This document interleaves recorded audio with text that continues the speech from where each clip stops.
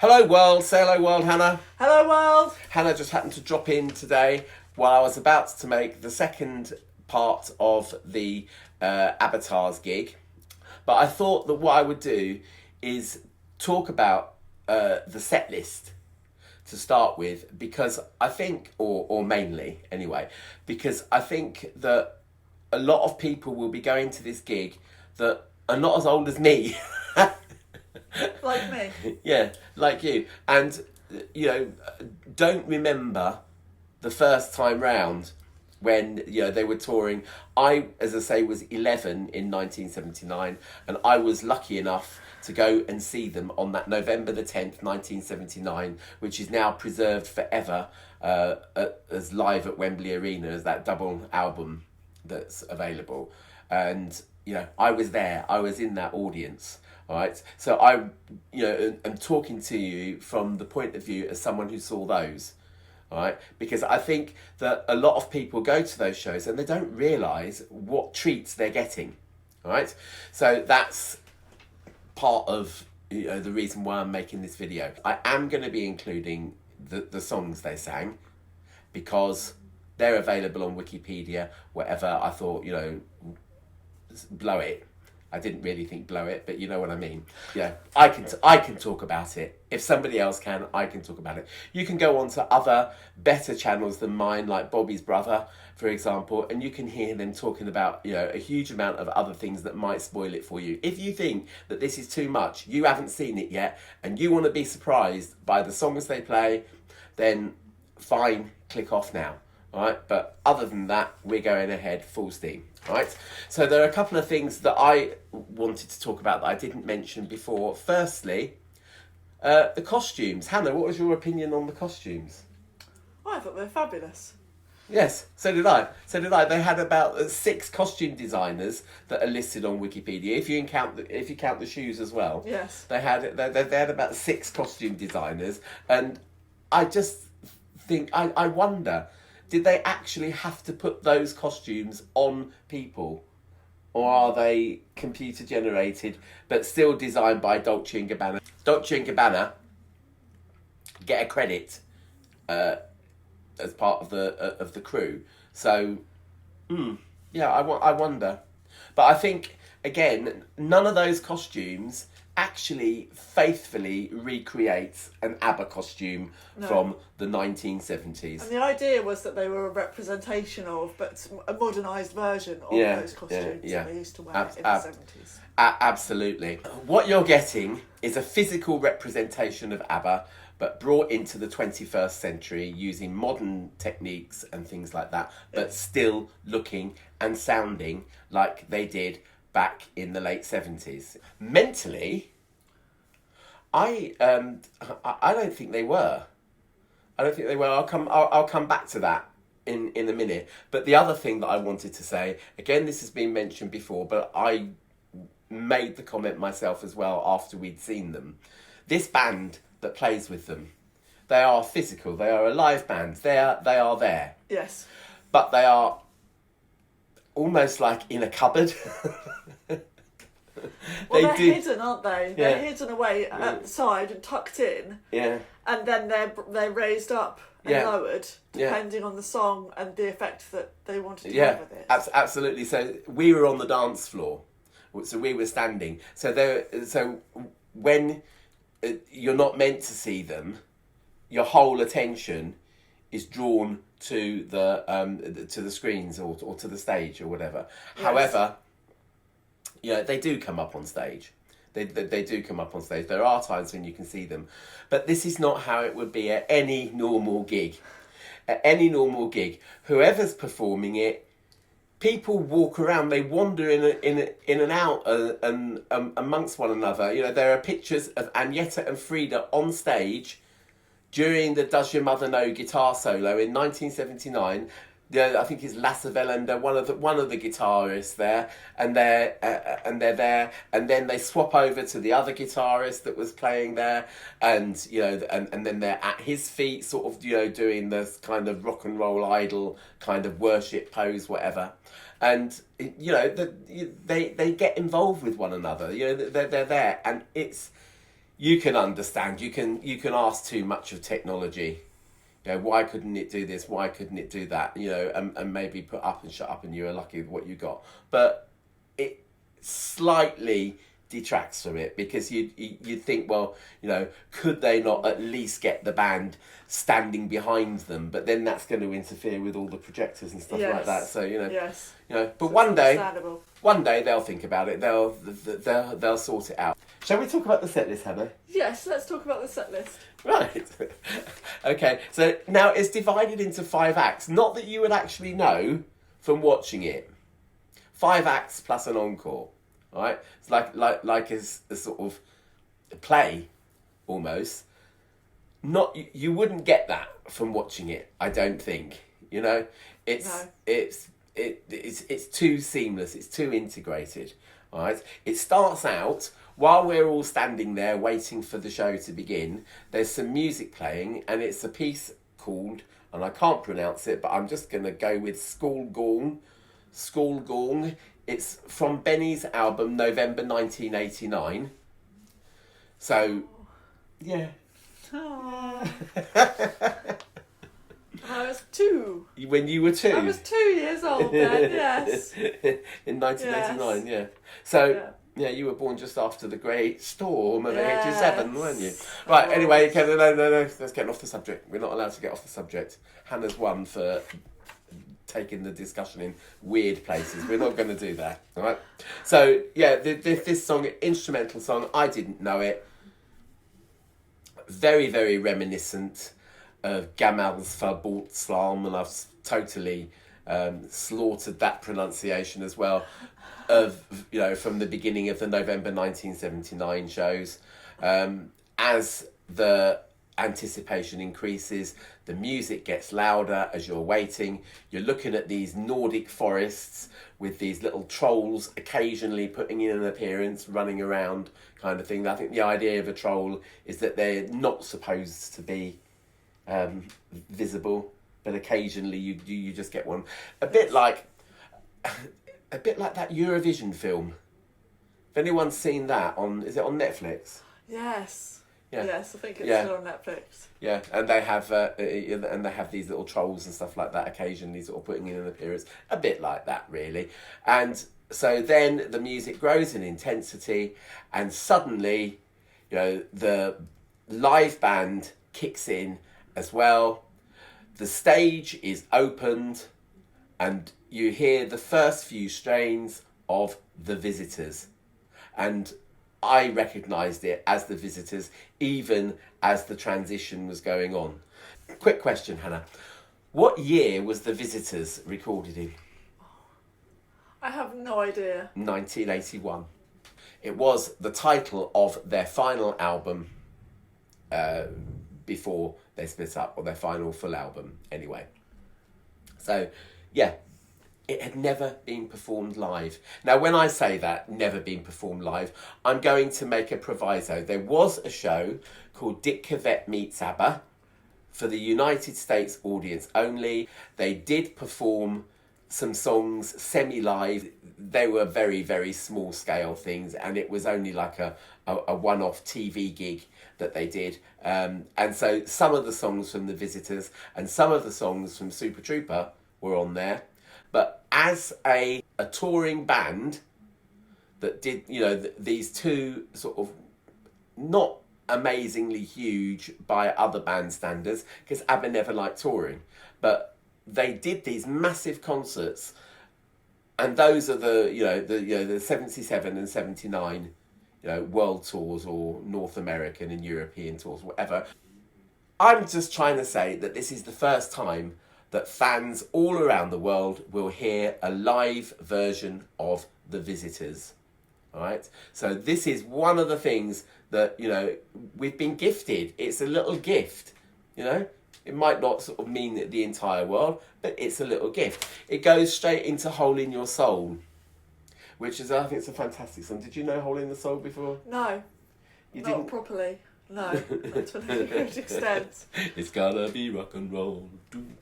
I made a video about it, a Magical Musical Moments video about it. It's an absolutely brilliant song. It was in the finale of the 1979 gigs. linked with Does Your Mother Know? But yeah, fantastic. And here is where I can, also say that although the vocals were taken from the original recordings, they were the recording sessions, maybe, because they used other bits and pieces, other little sort of vocal things that maybe they'd mixed out, and then years later they'd come back to it and thought, well, actually that sounded quite good, so they put that in. So you do get little surprises. Yes. And The Hole in Your Soul is one where you won't recognise the vocals as just listening to the record. No. In fact, probably all of them, you could probably say exactly the same thing. It is not like putting the records on at home. I'll say this, and perhaps I should have said this at the beginning. I made a playlist of the set list as reproduced by Wikipedia. This gig lasted 90 minutes, and my playlist, with all of them, including the school gang school gong thing, 1 hour 31 minutes. Yes. So some songs were shorter, some songs were longer. You've got to sort of allow for crowd cheering. There was a fair amount of downtime, I thought. Yes. In between some songs. Yes. And I think, if you've got an audience, especially modern audiences, they don't have the same sort of awe and respect. And the attention span as well. And the attention span. A lot of it, I think, was to change the lighting, so the lights would come up and down. Like that. Yeah.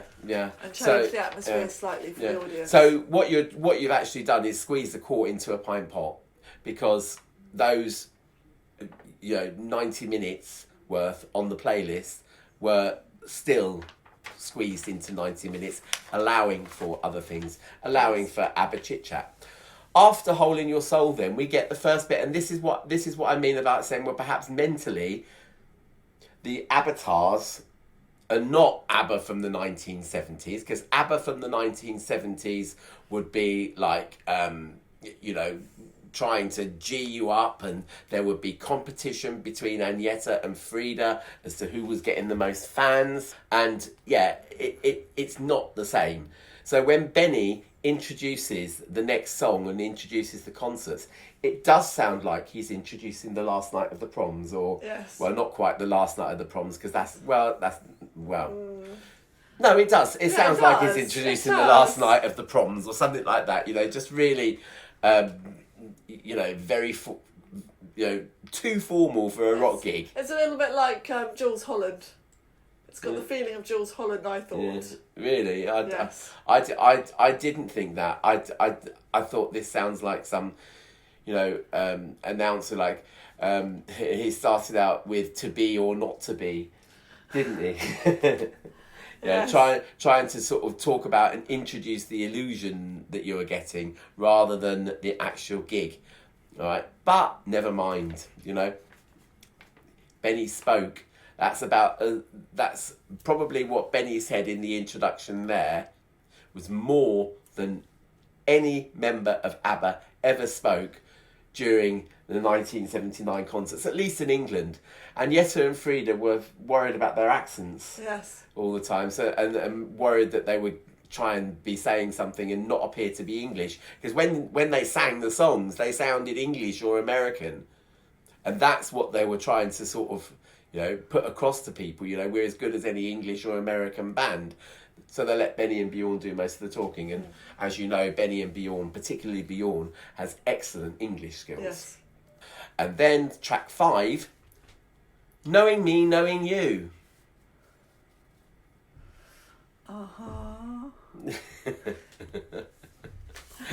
Knowing Me, Knowing You. Now this was where I think if you wanted to say that there were cracks in the show, this is one of them. That they made, although you had these video screens, they had video screens up at Live Aid in 1985, so that you could see, if you were miles away, what was going on the stage. Fair enough, have video screens. It's just it's just a normal thing these days. But these screens went down, they covered everything, And Knowing Me, Knowing You was essentially watching a pop video. Yes. It was the ABBATARs remaking their Knowing Me, Knowing You video from 1977 as directed by Lasse Hallström. I can speak Swedish, did you know that? I can't really. Well done, Marky P. But yeah,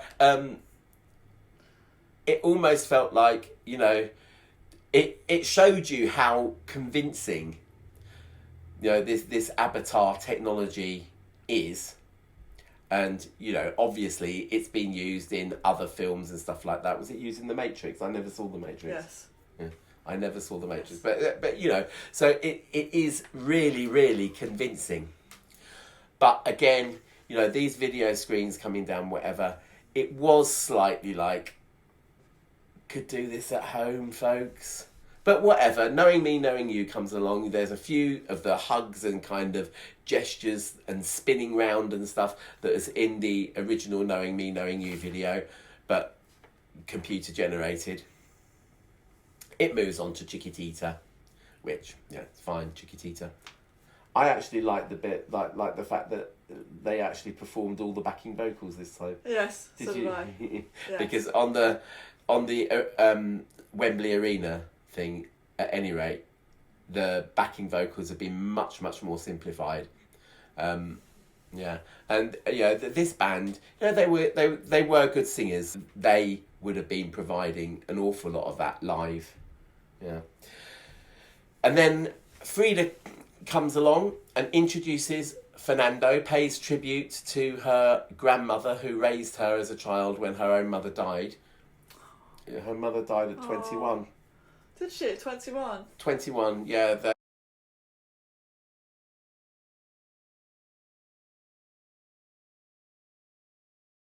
Died. Oh. So that's why her grandmother. Right, Yeah. okay. Mamma Mia. After that, now, Mamma Mia, for me, was a first. All of these songs, apart from The Visitors, where, you know, we've not heard it live before. Mamma Mia, I think, was, you know, almost certainly performed in 1977.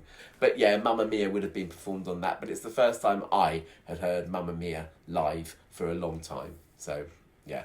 And that brought up a huge cheer. The lights were fantastic on Mamma Mia. And, you know, they were, as I say, you know, for these next few songs, they're all on stage doing the ABBATAR bit. So then we've got Does Your Mother Know? Now, Bjorn was introducing Does Your Mother Know? Gave a spoken introduction talking about an ex-girlfriend. And what did you say to me during that? This is going to be Does Your Mother Know? Yeah. So, yeah. And she was right, of course. Yes.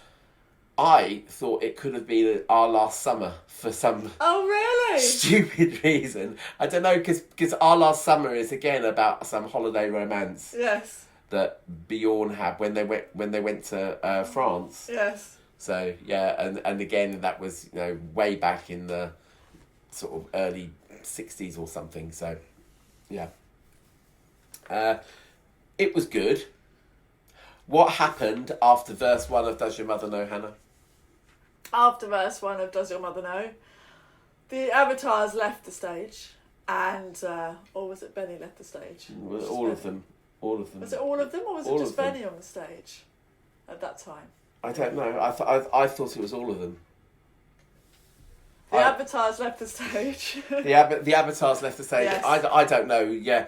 But basically the band took over.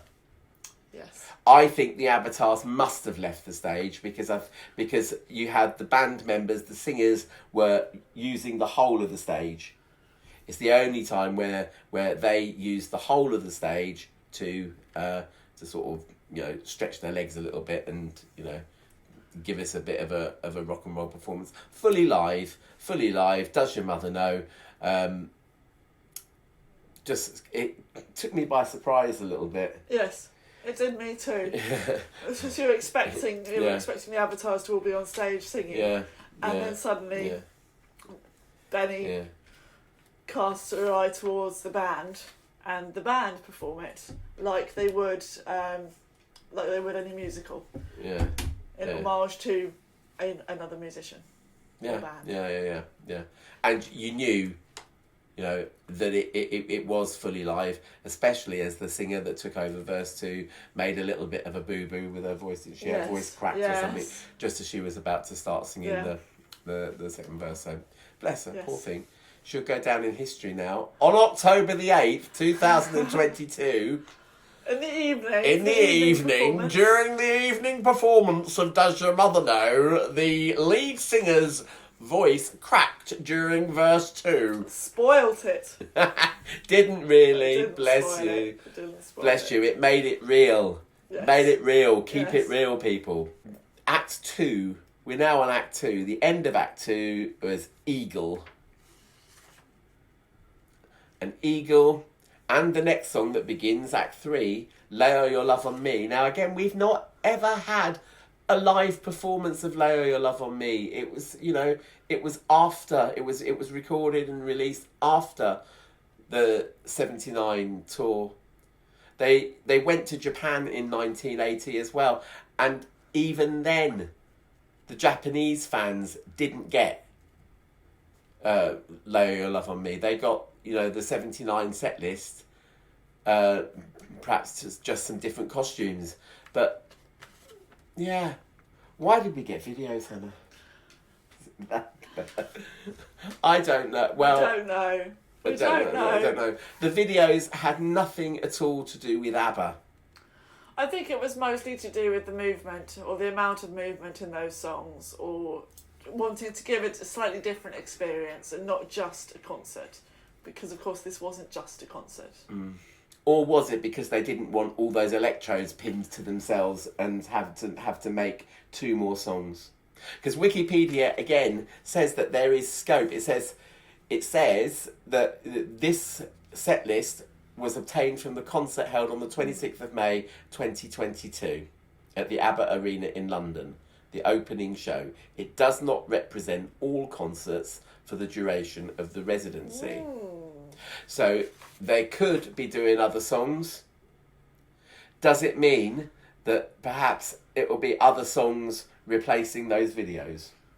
Ah, that's a good point. That's a good point, actually. Yeah, I wonder whether or not they mixed more songs, rehearsed more songs with the band than we're getting here, so that they can, ABBA never performed the same set list throughout the whole of their North American and European tour, for example. They did swap bits in and out, depending on the territory, whether or not a certain song would be more popular here rather than there, kind of thing. So, yeah, they were. But I just felt that, again, if you want to watch a music video, put YouTube on. Yes. Watch it on your 50-inch screen in your house or whatever, and put YouTube on. Don't go to a gig. It depends very much on your mindset when you enter the arena. Really, well, my mindset was seeing four computer-generated members of ABBA performing a gig. Yes. And I did feel slightly shortchanged that they just brought the screens down and did videos for more or less a fifth of the soundtrack. Even if they'd made, especially for Lay All Your Love on Me, even if they'd made some sort of representation of, ABBA circa 1980 in a video. Yes. Format, but these videos had nothing to do with ABBA, except that in some places, I think it was the Lay All Your Love on Me one, where they had ABBA's faces carved into rocks, a bit like the pharaohs of ancient Egypt or something like that, and that's about the most relevant that it got to being ABBA. You can understand why, with all of those, with a lot of songs there. They spent 5 weeks rehearsing these songs and being prodded and probed and everything else. And so I suppose the thought of doing another 4 or 5, could we not just do a video instead? Could they not just make a video? And these are called, on Wikipedia, they're called the Rora Video Interludes. I DuckDuckGo'd them. And Rora came up as some sort of animation company or anime or something like that. So... yeah, Okay, so Lee said soon as mended. That's what I always say. After Lay Your Love on Me, we get Summer Night City. Summer Night City. Now, Summer Night City, as a single, starts with a bang. All right, it wasn't originally how they recorded it. I think that this song it stood the test of time. It really has, because when they were recording it, they actually found this song very, very difficult. Yes. To get the mix absolutely right. And they recorded it with an a cappella bit at the beginning where they're like, in the sun I feel like sleeping. It's that bit. And they do that as an a cappella bit before the bang comes in. And that's how they performed it in 1979. But after Lay Your Love on Me, which I suppose they were hoping that the people on the dance floor were dancing to, but they were gawping at a video screen instead. But suddenly, you know, the ABBATARs are back, and we have Summer Night City, bang. None of that a cappella bit at the beginning, you know, and it's still got all of the energy of that 1979 performance. You know, it's just as good. And, you know, as I say, it was the difficult one. It was never put on an album, possibly because it was the difficult one. They weren't entirely happy with the single mix, and Bjorn said so in an interview in 1981, in a magazine interview. You know, it obviously worked better live than anything else. For them to perform it in 1979, and they could have easily ditched it or whatever, but they didn't, and they reinvented it for the 2022 ABBA Voyage ABBATAR concerts. You know, and very, very good. Gimme, gimme, gimme a Man After Midnight. Yes. Again, another song that was never included on an album. The live version in 1979, because, you know, this was the new song. By the time we were getting to know, when the tour started, Gimme Gimme Gimme hadn't been recorded. They came back to Sweden. They had a week or so in Sweden where they cobbled Gimme Gimme Gimme together. So it wasn't included in parts of the North American leg of that tour. But by the time that they got to London in November, Gimme Gimme Gimme was riding high in the charts, and they did an extended version of it. There is a breakdown in it where the sort of bass guitars and synths and drums on stage. That was an extended dance thing. Yes. For Frida and Agneta. They were having choreography lessons. We got to see some of their choreography lessons. In the ABBA magazine, they had this feature called Jazz ABBA Size. Really? Yeah, where they were showing you how to dance, how to sort of do ABBA moves, as it were, to particular songs. And it was really good. It was, yeah. And in 2022, you can't have 70-year-old Frida. No, that would be. What is she, 70? My mum, she's a year older than my mum. Don't give the game away. My mum's 76. Don't. Not allowed. She's just had her 76th trouble. Birthday. Frida is coming up to 77. Sorry, She's Mum. She's on walking sticks. Frida's on walking sticks. My mum isn't. My mum is still very, very active. Yes. So you can't have this extended dance break with, you know, 70-year-old ABBA performing it. And I think, you know, this is the point of having the body doubles, okay? To make them look like they were, 25, 30 years old. So it is the body double dancing. But it is Frida's sort of, it's the body double made to look like Frida, as it were, and who does a dance breaky thing.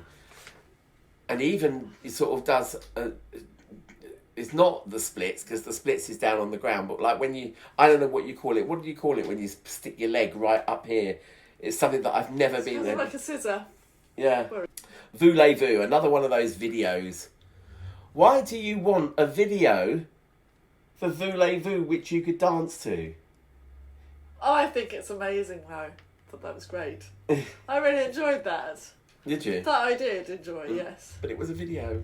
It was a video. It was a video. Surely, stick I Have a Dream on and put a video on it. Well, I'm alright because I can multitask, because I can watch the video and I can dance. But for those who find it more difficult or want to be able to focus on what's on stage, it's much more difficult, I suppose. Voulez-Vous is a song where you want to see a band perform it. Yes, no, I do agree. I can almost forgive Eagle because, again, in the movie, ABBA the movie, there is an Eagle sequence which is, is the band in a lift, but it kind of sort of drifts off into the far outer realms of whatever consciousness or whatever. But fine for Eagle, but not Voulez-Vous. Voulez-Vous was the opener to 1979, to the 1979 gigs, But, yeah. When all is said and done, I nearly cried during... Did you? Oh, yes, I did. Yeah. It was so sad. It was so sad. And again, this is where we are saying you're not getting the original versions of these songs. You're getting these songs stretched, sculpted, moulded to fit a gig and a set list. Some of them are longer, some of them are shorter. When All Is Said and Done was actually longer, it was based on... there was a version of When All Is Said and Done that was a bonus track on one of the Visitors reissues, had an extra verse in it. It had a repeat of the original Here's to Us thing, and that's the one that they use for this. And it was very, very sad. It was very, very sad. And you had Frida coming forward to sing her verse and turning around and walking away. And I just thought it's really sad. It was very moving. It was very moving because it was, I think it was based on Benny and Frida's relationship split up, marriage split up, whatever. But also ABBA as a group was splitting up. Yes. And so it felt very poignant even at the time. But seeing it on stage, again, for the first time that these songs have been performed live, for a touring audience, as it were, it was a bit of an experience. Lovely. And then Agneta comes along and says more than a few sentences. Wow. And introduces Don't Shut Me Down, which again, brilliant. But, again, that Don't Shut Me Down and I Still Have Faith in You were, I suppose, the closest that you get to putting the records on and listening to them at home. They were intended for this show, so the arrangements, the backing and everything like that is as was performed on the record. Yes. But just having, the live band augment it as well. I'd like to say at this point, and it's been noticeable before this, but the avatars actually touch one another. Yes. It is quite amazing, right? By the time you get to I Still Have Faith in You, which did they do it? There were like the four of them talking before then, were there? I don't know. Did they introduce it? I can't remember whether or not there was certainly, where they said, Benny, it's not all about this, it's about having confidence in yourself and all this kind of stuff. And I think it was in front of I Still Have Faith in You. There was this sort of, extended spoken sequence. And then they come on and do I Still Have Faith in You, and it's beautiful.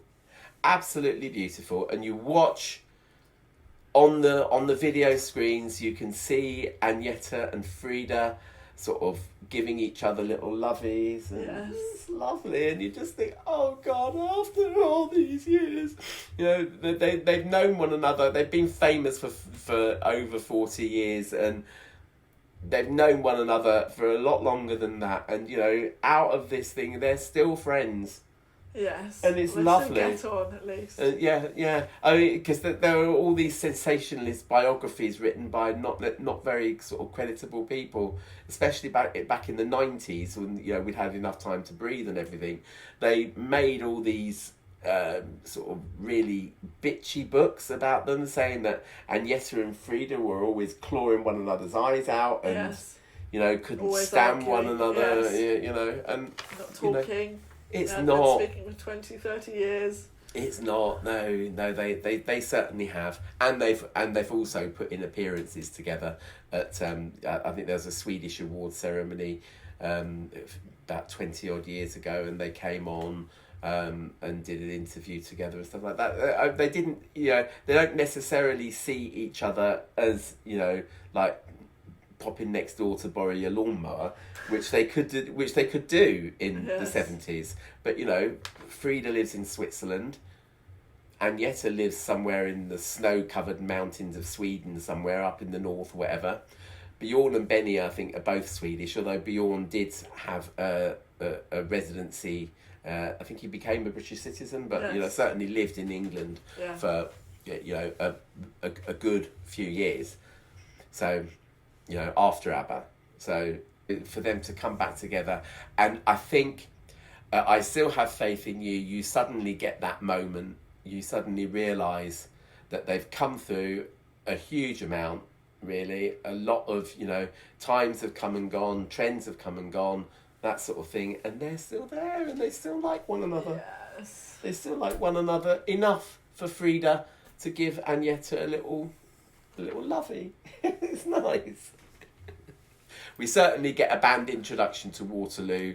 They introduce it. They tell you a little bit about how Bjorn's trousers were too tight and that sort of thing. Things that are down in folklore, really. That any biography will tell you, whatever. But then, again, we get another video for Waterloo. It is at least a relevant video. It has got pictures of ABBA circa 1974. Thank You for the Music. They had to do Thank You for the Music, didn't they? Yes. A staple since 1977. Dancing Queen. They had to do Dancing Queen. That was my favourite. My absolute favourite. Is it really? Yes, it was. Yeah. Yes. Yeah. Only on this occasion, it isn't generally my favourite ABBA song, but on this occasion, I really enjoyed that. And I think you wouldn't be alone. Again, it's been performed on both of their major tours. Yes. And it gets people excited, and every Christmas do that you go to. Yes, still. Every Christmas work do you've got a really embarrassing DJ that you just think, oh God, go home kind of thing. And then they suddenly put Dancing Queen on, and everybody's on the dance floor, and it doesn't matter how old you are. Or whether you like it or not even. Or whether or not you can even move. If you're a great big oaf like me, you're still suddenly on the dance floor. It's one that you just have to dance to. And it feels so good. Yeah, so obviously they're going to do Dancing Queen. Now the Encore, because I suppose, that was the end of the gig proper, as it were. The Encore comes on. What song did they do for the Encore then, Hannah? The Winner Takes It All. And Encore. Yeah, and I thought that was absolutely fantastic. It's not necessarily the kind of song that you want to have for an encore. No. Again, in 1979, they sang The Way Old Friends Do, which was, just basically starts out with Benny on his accordion and the four members standing together and singing The Way Old Friends Do, which was a song that was released on the Super Trooper album a year later. But do you really want a quiet, sad song for, Agneta, I'm getting divorced and whatever? Do you really want that for an encore? It's a very, very odd choice, isn't it? It is a very, very unusual choice of encore. But having said that, it was absolutely fantastic, And when I've moaned about these video things that were there, but the ABBATARs themselves are absolutely fantastic and absolutely amazing. Again, this is a song that has not been performed in front of live audiences, so it's a new thing. It's a new thing, and you can see Agneta, the way that any singer, when they've got to sort of control their breath and they lean forward and they pull their stomachs in, and and you see that them sort of filling their lungs with breath, the way that any singer would sing, and there is Agneta still doing that in 2021 or 22, whenever it was that they made that recording, and it was fantastic. And I also thought that they took the accompaniment down just a little bit, because her voice was splendid. Yes. And this is what I've if you look at some of my other videos where I've talked about ABBA solo stuff, Agneta got a particularly raw deal. Whatever producer she chose, whatever, they wanted to swamp her out and not extract the same amount of talent that Benny and Bjorn did. And I keep coming back to, this is the woman who sang The Winner Takes It All, and in this encore, it is stunning. It's an absolute belter. It really is. It really is extremely good. And then I think, well, how on earth are they going to end The Winner Takes It All? Because, as you know, it fades out. So I'm thinking, it's a da da da da da da da da, and suddenly, from out of nowhere come this huge choir, and they are just singing the so the winner takes it all bits, but only in tune, but in harmony and in tune. And they must have done that especially, and they had them there. They were all lined up at the back. Well, that was definitely made especially, and it was based on, I think, the version that Bjorn recorded for Mamma Mia. Possibly, I think may have got inspiration from that as well, because of course that one they had to finish. I've seen Mamma Mia a few times, but I haven't. I couldn't really corroborate that at all, because I don't really know and I don't really care about Mamma Mia. I don't. So yeah, I thought they were called the choiratars at the back, because again, they wouldn't have been real people. I had to ask you whether you thought they were real or not, and no. They definitely weren't. They were definitely more avatars, but not avatars. Choiratars. Yes. But yeah, it's fantastic. And then we get a sudden burst instrumental to finish it off, and ABBATARs showing ABBA as they look today come along and do a little bow, but we get a few little instrumental bars of I Wonder, Departure. But again, that's the end of the concert, and it just finishes. Dee, dee, dee, dee, dee, dee, dee. Wonderful. Absolutely wonderful. Take my criticisms as what they are. Schmuck, me, Okay, so with that, I'm afraid it's a goodbye from you. Goodbye. Goodbye, Hanatar. All right. Bye. And Marky Pietar, I'm also saying goodbye. Bye.